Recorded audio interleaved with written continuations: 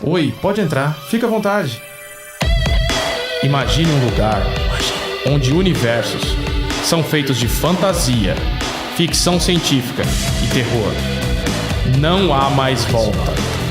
Essa é a passagem para Imaginários.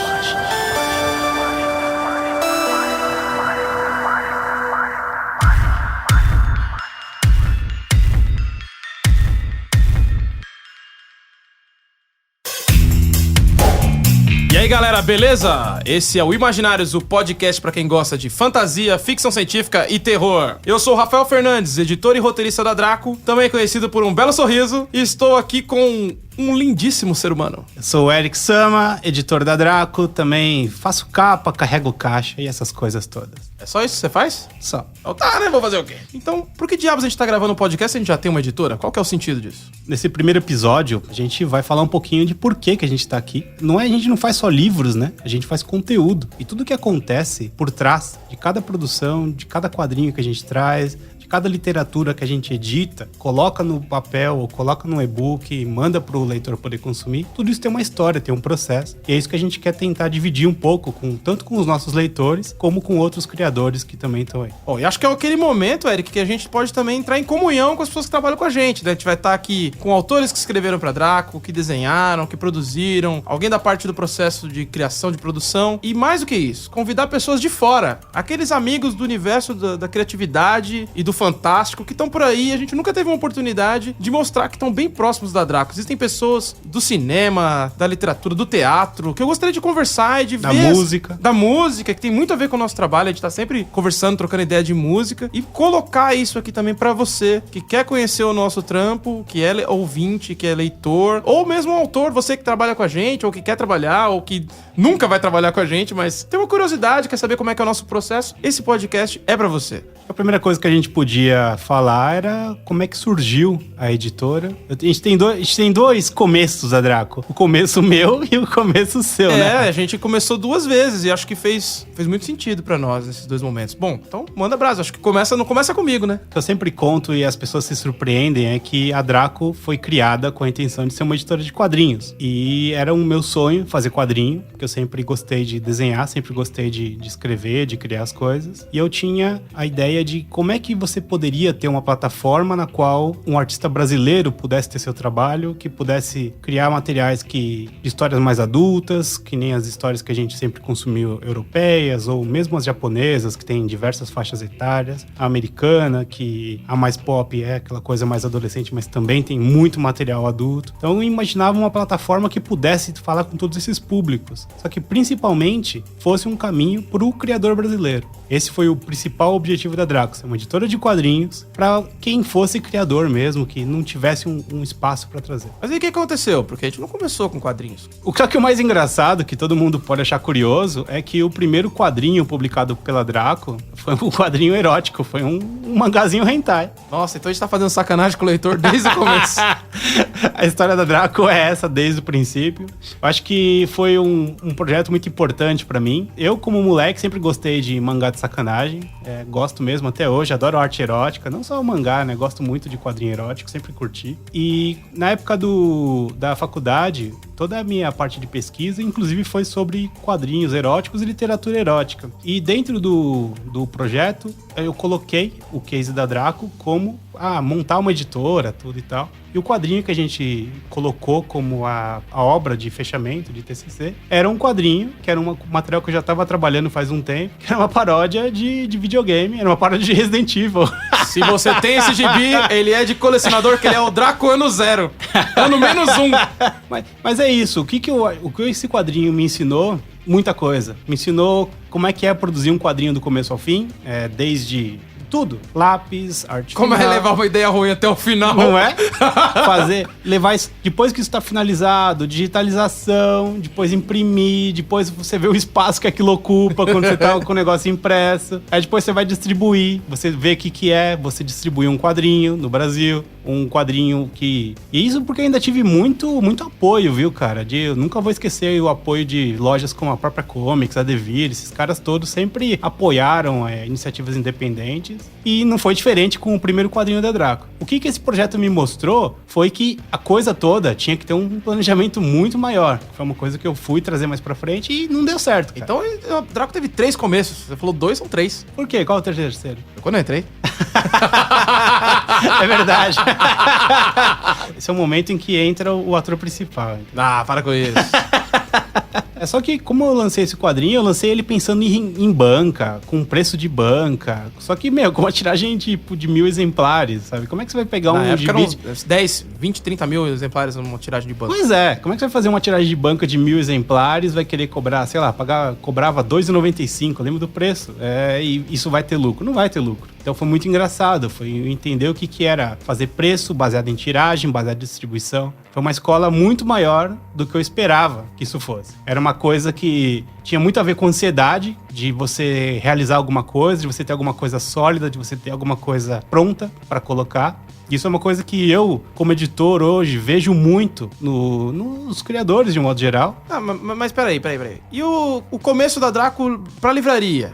Da onde foi isso? Então, porque isso aí foi um período... Foi rápido, né? Então, mas é por isso que eu tava falando dessa ansiedade. Essa ansiedade tava primeiro em fazer isso acontecer. Aí quando você vai, acontece, se estrepa, porque você vê que não funciona, você vê que a conta não fecha, você vê que é muito mais difícil do que parece fazer distribuição, etc e tal. Eu fiquei assustado com aquilo, falei, putz, não funcionou, não vai dar certo isso daqui. Então, eu falei, não, melhor eu parar com isso, porque isso não vai funcionar. Então, a Draco ficou paralisado por alguns anos. Então, por praticamente 7 anos, o projeto ficou em hold. Mas em 2009, estava acabando o meu mestrado na época.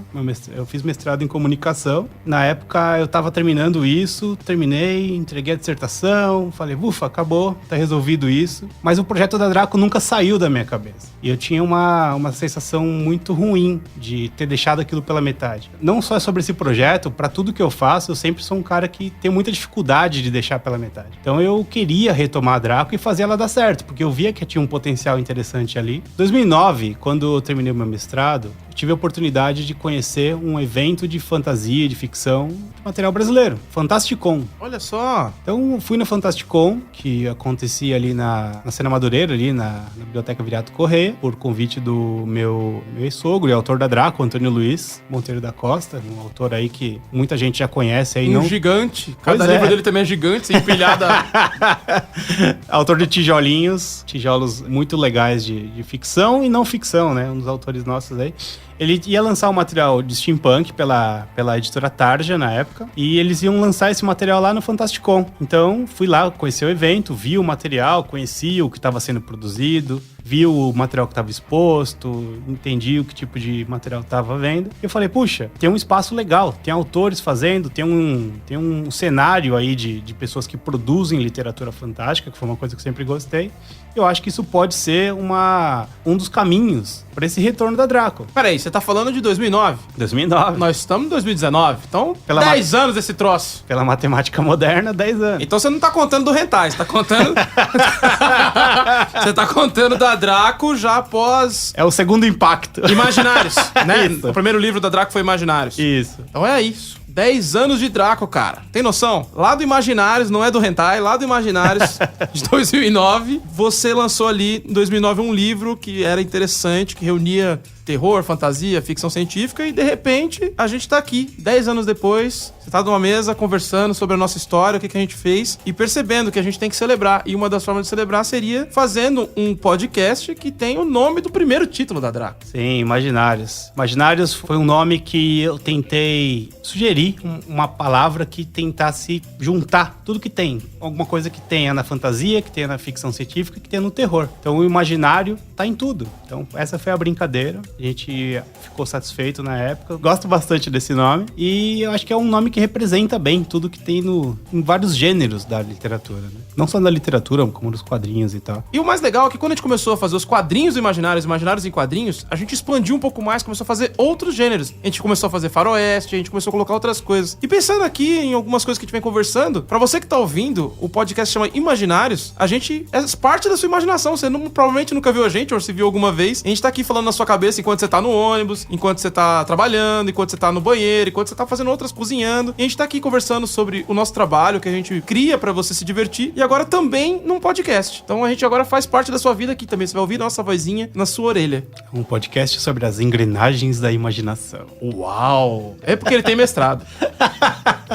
Queria contar um pouquinho sobre a história dos dois primeiros livros, o Imaginários, o volume 1 e o volume 2. Muitos leitores que são mais novos provavelmente não sabem, mas os dois primeiros volumes saíram juntos. Olha só, eu mesmo não sabia disso. Em 2009. Então, na época, foi por conta aí do contato que eu tive com as comunidades de escritores no Orkut e tal. Conheci o Eric Novello, o Tibor Morix e o falecido St. Clair Stockler. Eles tinham um projeto juntos, que eles tinham organizado e estavam procurando uma editora para publicar. Era um projeto que eram 22 contos. E o nome do projeto, o título provisório que eles tinham eram 22 contos, era uma coisa assim. Eu queria sugerir um nome que pudesse abranger qualquer gênero de literatura. Então, foi pensando nisso que eu trouxe a sugestão e eles gostaram na época, toparam mudar o nome do projeto deles. E outra sugestão que eu fiz também é que eu achava que 22 contos num livro só ia ficar um livro muito grande. E eu queria que um livro fosse barato, queria que o livro não tivesse um preço muito alto,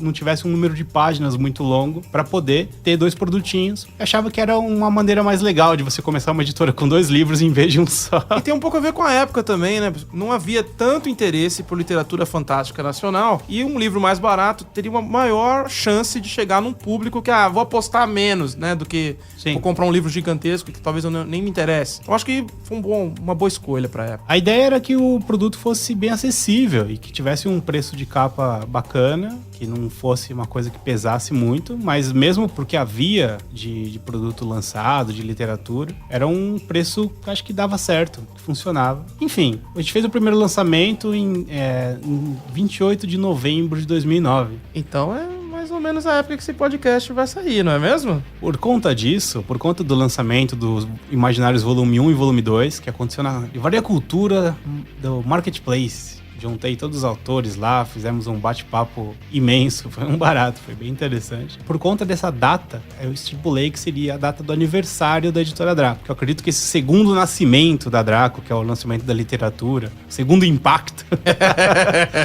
é o que vale, que é o que deu pra valer mesmo, que é quando eu já tinha levado aquele primeiro tombo, já tinha dado errado, eu já tinha entendido que para fazer isso funcionar, teria que pensar em muitas mais coisas do que apenas colocar um conteúdo e mandar imprimir. Então tinha que pensar em planejamento, tinha que pensar em preço, tinha que pensar em tiragem. Foi uma lição muito, muito valiosa. Eu adoro o meu rentaizinho por conta disso, sabe? Acho que foi uma coisa que me ensinou demais. Então, foi aí que a gente começou, descobrindo, primeiro com as coletâneas, né? A gente fez essas primeiras coletâneas, estava ainda entendendo como é que seriam as tiragens, estava entendendo ainda como seria adquirir conteúdo, onde eu procuraria os autores. Isso foi acontecendo gradativamente, até que em 2012 eu estava pronto para voltar para os quadrinhos. Em 2011 eu já tinha feito uma experiência, a gente lançou o primeiro quadrinho que foi o Para Tudo Se Acabar na Quarta-feira, do Otávio Aragão e o Manuel Ricardo, que para mim era a realização de um sonho. Sim, uma ficção científica muito massa. E era o sonho primordial da Draco, que era publicar quadrinho. É engraçado isso, porque a última coisa que eu gostaria é de parecer de que a literatura não é importante. Não é isso. Mas é que pra mim, quando saiu o primeiro quadrinho da Draco, eu tava resgatando aquela intenção original. Aquela coisa mesmo aí de moleque que tá tentando materializar uma intenção, materializar um sonho. Então foi interessante quando saiu o primeiro quadrinho por conta disso. E depois que saiu esse primeiro quadrinho, que era um álbum fechado, eu entendi que o próximo passo natural seria uma Imaginários, só que de quadrinhos. Já que a literatura da Draco começou com uma Imaginários, porque os quadrinhos mesmo, a grande produção de quadrinhos, de álbuns, de captação de autores, também deveria seguir o mesmo caminho. Foi aí que a gente abriu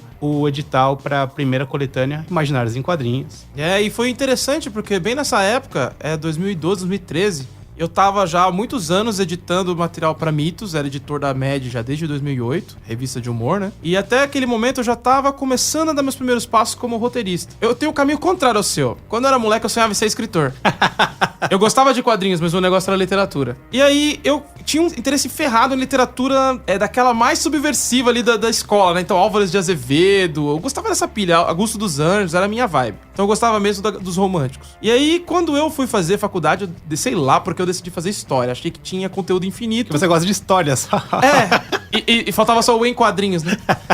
E aí eu comecei a fazer esse curso e lá no meio eu me perdi. Fiquei numa coisa meio, sabe, vou dar aula, o que eu vou fazer? O que dá pra fazer com esse curso e tal? E de repente apareceu uma oportunidade de fazer cursos de quadrinhos, né? E depois de trabalhar com quadrinhos. E aí com isso eu fui trabalhar na MED, virei editor da MED por um tempão. E ali no começo eu comecei a pesquisar roteiro, comecei a estudar desenho. E ali no meio daquele processo todo de me tornar um editor, eu lembrei, puxa, eu queria, sabe o quê? Contar histórias. E aí, malucamente, eu comecei a escrever histórias no curso de roteiro e falar, cara, isso aqui é o que eu queria fazer. Eu lembrei, né? A gente meio que lembra, era isso que eu era. E aí fiz algumas histórias. E aí em 2011 eu lancei o meu primeiro quadrinho como autor, não um quadrinho participando de algo e tal, que foi o Ditadura no Ar. E Ditadura no Ar desenhado pelo Abel, que era o melhor desenhista que eu conhecia e que toparia fazer alguma coisa comigo. E ainda hoje é um dos melhores que eu conheço. E a gente fez um quadrinho que teve um impacto bacana, vendeu muito bem no impresso. E nesse meio tempo eu falei, poxa, eu não quero mais editar, eu quero ser autor. Bateu a vibe, né? Quero ser autor. E comecei a procurar oportunidades. Então, na época, tinha algumas coletâneas em aberto. Acho que tinha uma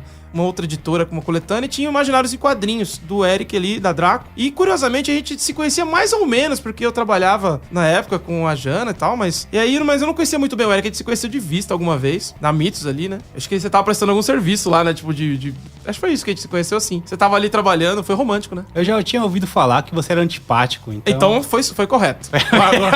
A melhor impressão que alguém pode ter é uma fofoca. A fofoca da chatice.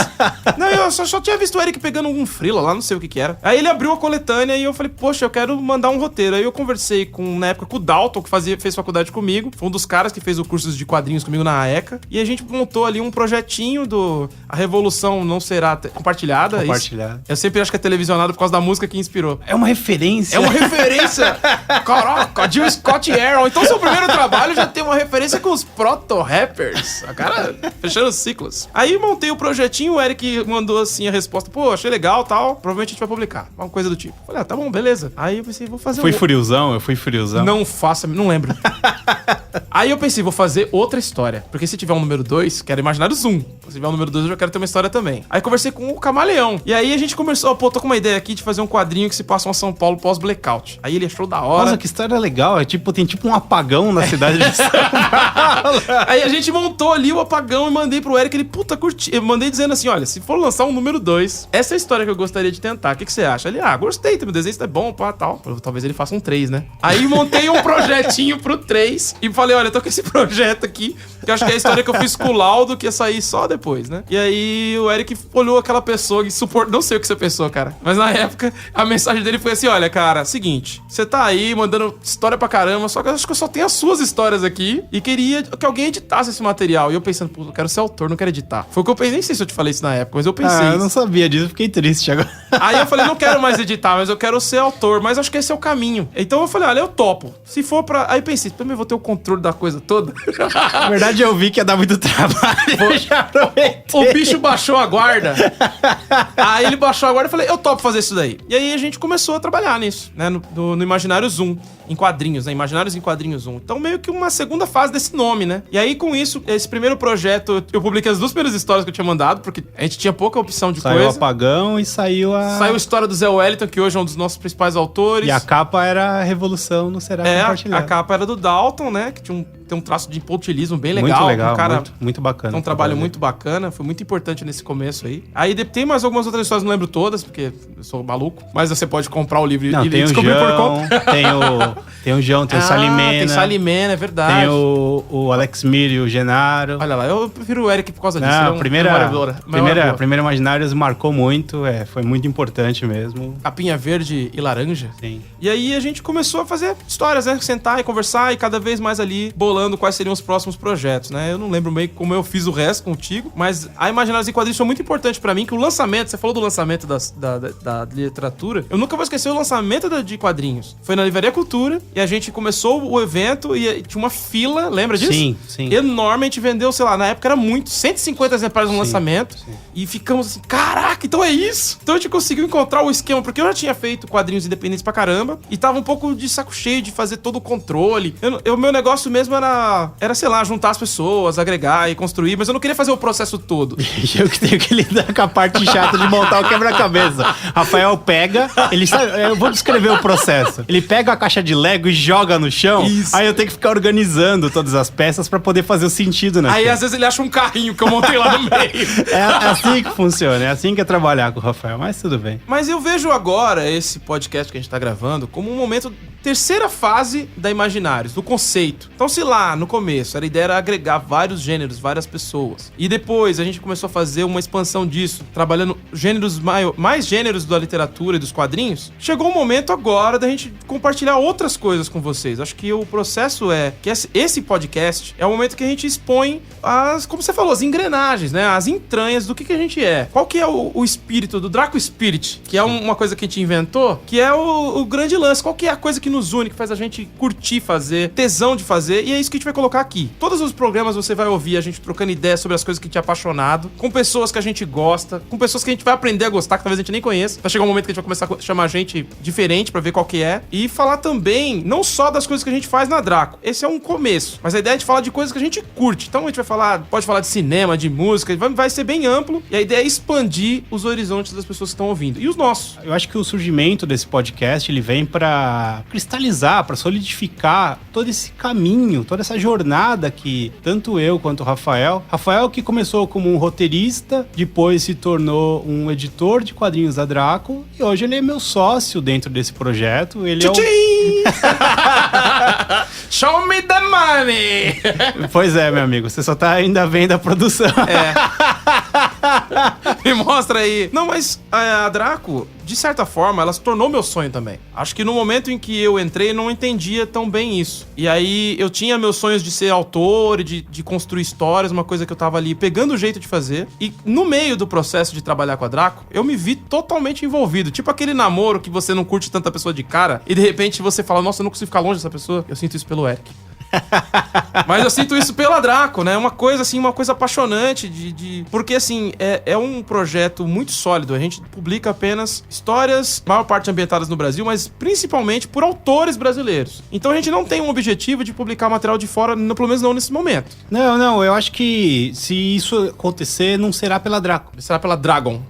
Porque a Draco sempre vai ter esse objetivo de trazer material original escrito pelos nossos criadores que a gente tem, cara. A gente tem muito material bom que é produzido pelo brasileiro. Eu acho que tem que ter alguém que aceite esse desafio de fazer isso acontecer. E não ter atalhos. É uma coisa muito forte na Draco pra gente, assim, a gente faz só o material nacional de maneira mais complicada que existe, que a gente acaba muitas vezes preferindo trabalhos que comecem do zero junto com a gente. Edita ali na linha mesmo do texto, refaz quadro, refaz página. É um trabalho de editor que eu posso dizer com bastante segurança que existe muito pouco no Brasil. Que vacilar no mundo, cara. Porque no mercado brasileiro, de um modo geral, é um mercado tradicionalmente muito de localização de conteúdo, né? A gente importa conteúdo de quando é nacional é uma coisa bem passiva. É uma coisa assim, olha, manda pronto pra eu ver como tá. Raramente pega alguém que tá começando ou um trabalho que precisa de uma edição mais complexa. Muitos autores que passam pela Draco acabam indo pra grandes editoras. Isso é uma coisa que a gente vê de forma muito positiva. Sim, é um projeto que tá muito ligado à fomentação mesmo da produção de literatura e de quadrinhos, né?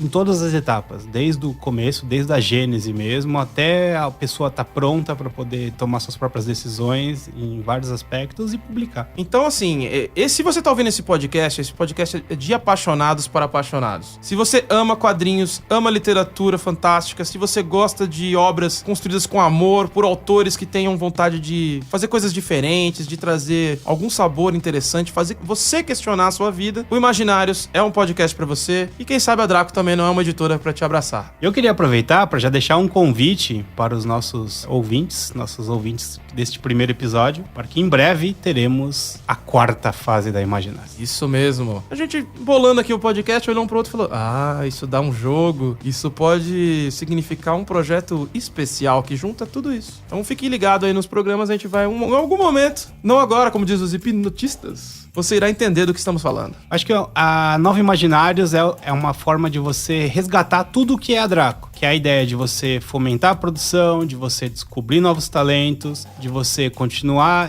dando pluralidade para as vozes, ter pessoas de todos os backgrounds possíveis, de todos os lugares possíveis, contando histórias originais, que eu acho que sempre foi o caminho da Draco. E eu tenho muito orgulho, como profissional, como editor, de ter visto que essa presença da Draco no mercado, desde 2009, fazendo 10 anos agora, trouxe muita coisa boa. A gente consegue ver claramente os frutos que essa presença trouxe. Que é um trabalho que é constante, a gente está sempre lançando coisas, a gente está sempre trazendo ideias novas, a gente está sempre indo cada vez mais longe, não se contentando em vender só em evento, não se contentando em vender só em algumas livrarias, em todas as livrarias possíveis, em todas as formas possíveis. A gente faz e-book desde 2012, a gente não tem nenhum tipo de trava, a gente está sempre disposto a coisas novas. E é muito legal ver como essa presença tem sido sólida e tem marcado esse mercado. E eu sinto isso também no mercado de quadrinhos, né? Eu acredito que você fala pensando em geral, mas eu vejo que no mercado de quadrinhos a gente ganhou um espaço, a gente tem um estilo, a gente muitas vezes vê que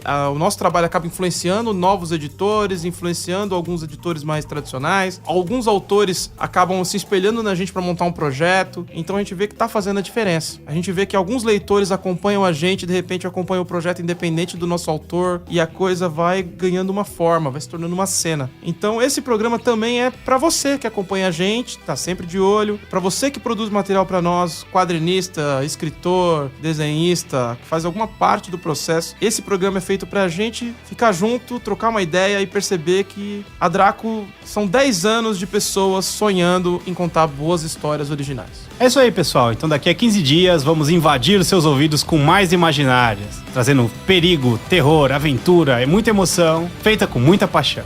E até rimou. Yeah.